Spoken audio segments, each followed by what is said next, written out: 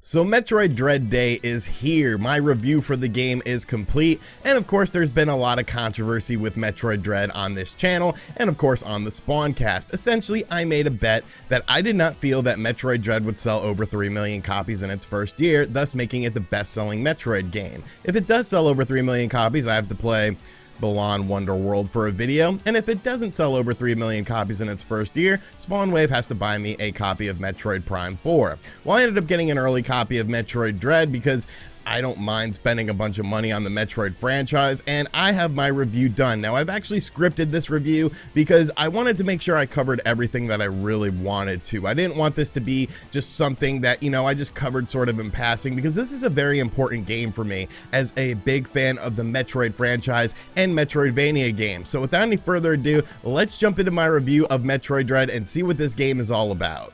When it comes to the mainline Nintendo franchises, one that doesn't get nearly enough love from Nintendo themselves is, of course, Metroid. It's been 19 years since a new 2D Metroid game was made, as in not a remake, and it was actually a canon game, so the drought has been a long time coming. In those 19 years though, the Metroidvania style of gameplay has become a crowded marketplace with lots of games in the genre, so I was genuinely curious to see how Metroid Dread would fit into the current gaming landscape. And as the Acacia strain says, plagiarism is the biggest form of flattery, and Metroid Dread manages to show why Samus is still the queen of the genre by making arguably one of the best Nintendo Switch games of the year. Storyline-wise, Metroid Dread takes place after the events of Metroid Fusion, which released on the Game Boy Advance back in 2002, but you don't really need to play that game, as this game has a pretty much self-contained storyline. Samus gets a message that the X-Parasite, which she eliminated in Metroid Fusion, still remain in ZDR, and after sending out some machines known as EMMI to investigate it, things don't seem right at all. Samus visits ZDR to investigate, and is met by a large figure in Chozo armor, who beats her into unconsciousness and strips away her abilities. Samus regains her thoughts, and thus the game begins. Now, on the surface level, it does seem sort of like a traditional Metroid game in which something happens at the start, Samus loses her abilities and must find him, and there's a bad guy.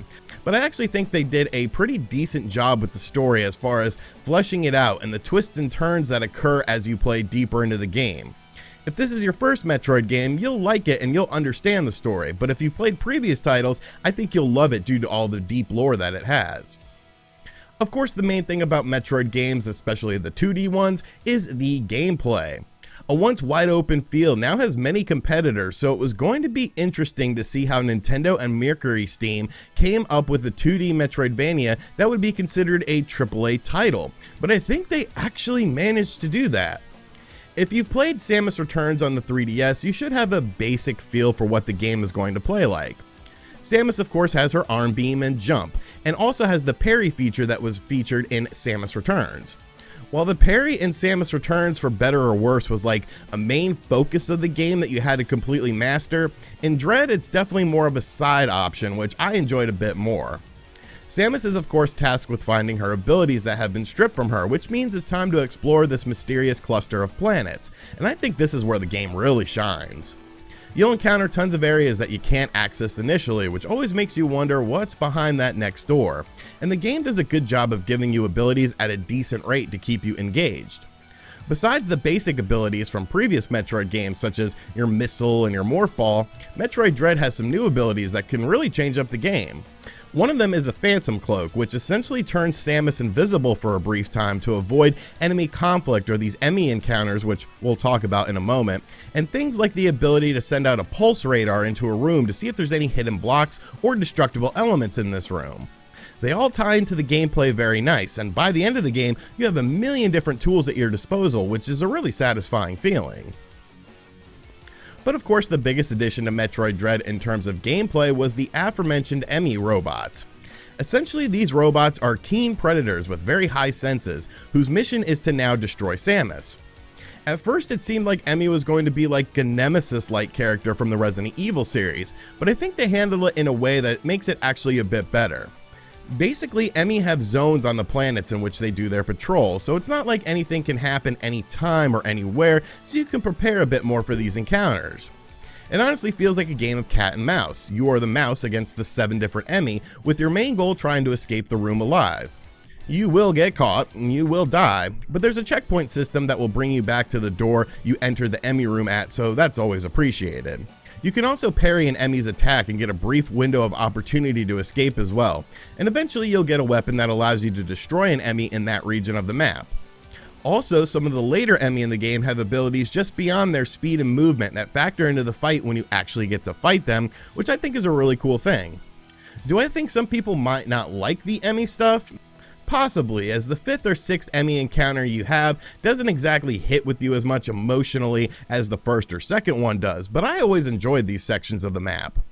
Beyond the Emmy, there are also boss fights in the game that really are just awesome, and every time I encountered one, I ended up saying out loud to myself like, alright, this boss battle is dope as hell, like I really enjoy this. As it shouldn't come as a surprise that the gameplay is good, I mean it's a Metroid game after all, what about the presentation? Visually speaking, Metroid Dread is very solid, but nothing too crazy. Oddly enough, I think the first few sections of the game are the most bland in terms of aesthetics, and as you go deeper into the game, the more visual flair you'll end up seeing. Little intricate movements in the background of the level, the occasional impressive shadow in a poorly lit area when you enter a light, and the smoothness of the movement of both Samus and the enemies in the game really starts to bring the whole package together, along with some surprisingly really solid cutscenes. And the game runs at a rock solid 60 frames per second and really adds a great sense of fluidity and speed that the graphics convey very nicely. Of course, I forgot to turn on 60 frames per second when recording my footage, but I mean, what can you do? In the audio department, I actually played this entire game while wearing headphones for some reason, but I'm really glad I did, as the sound design in this game is absolutely stellar.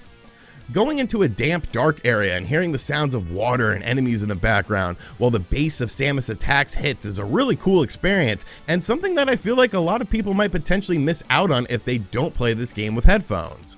I will say some of the audio tracks in the game can be a little bit hit or miss, including one song that I felt belonged in a Zelda game instead of a Metroid game, but I mean, music is subjective, so you might like it more or less than I did.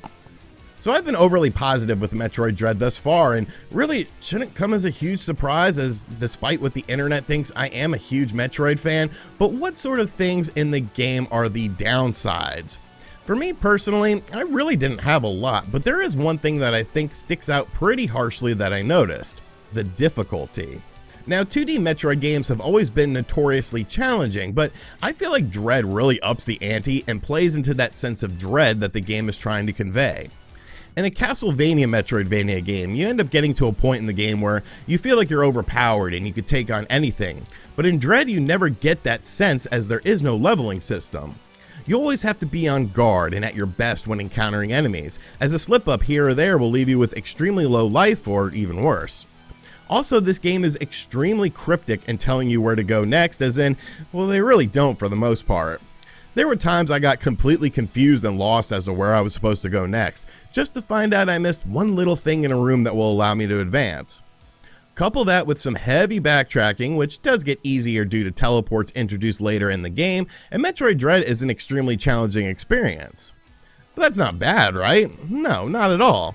I like a challenge in a game. I like learning boss patterns in order to take them down, getting lost and exploring these different areas and environments to get that sort of aha moment of progression. But honestly, this game doesn't cater to the casual crowd at all. With all of the promotion Nintendo is doing for this game and the success of the Nintendo Switch and its library of games, this is honestly one of the most challenging games I've played in quite a while, and I could see casual players getting turned off by it very quickly. Hell, there were times when I got mad enough to trying to figure out where I was supposed to go next, to the point of where I was like, alright, I need a break from this. Do I personally want the game to be easier or there to be an easy mode in the game? No, I think the challenge is what adds to the dread aspect of the game, as you are constantly fearing for your life and safety, but that isn't a game that's really welcoming to a casual market, for better or worse. So will Metroid Dread hit over 3 million units sold and I'll be forced to play Balan Wonderworld? I mean, honestly, it should. Metroid Dread is a fantastic experience filled with challenges, cool upgrades, tons of exploration, solid visuals, and is the queen returning to her throne as the leader of the Metroidvania genre. The more you play and the deeper you get, you always want to find the next thing and the next room or the next suit upgrade, and when you finally figure it out and hit a save room, it's like, well, maybe I'll play a little bit more to see what's on the other side of that door, and you sink more and more time into it. If you're a die-hard Metroid fan, you've already ordered multiple copies of this game like I have.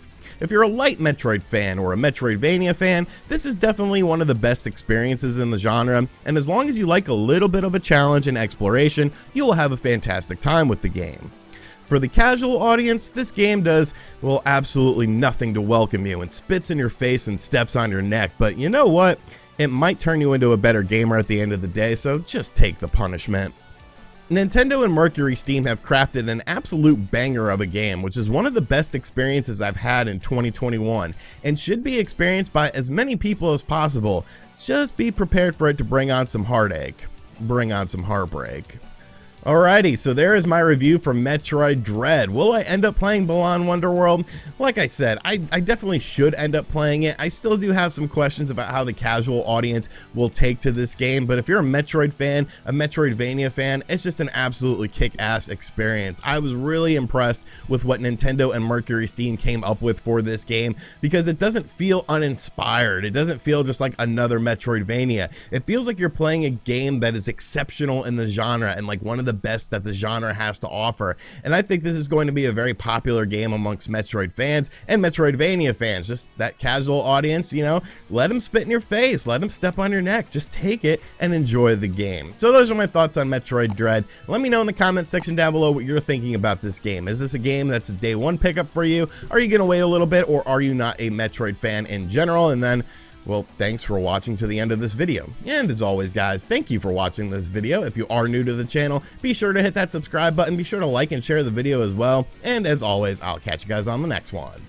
Later.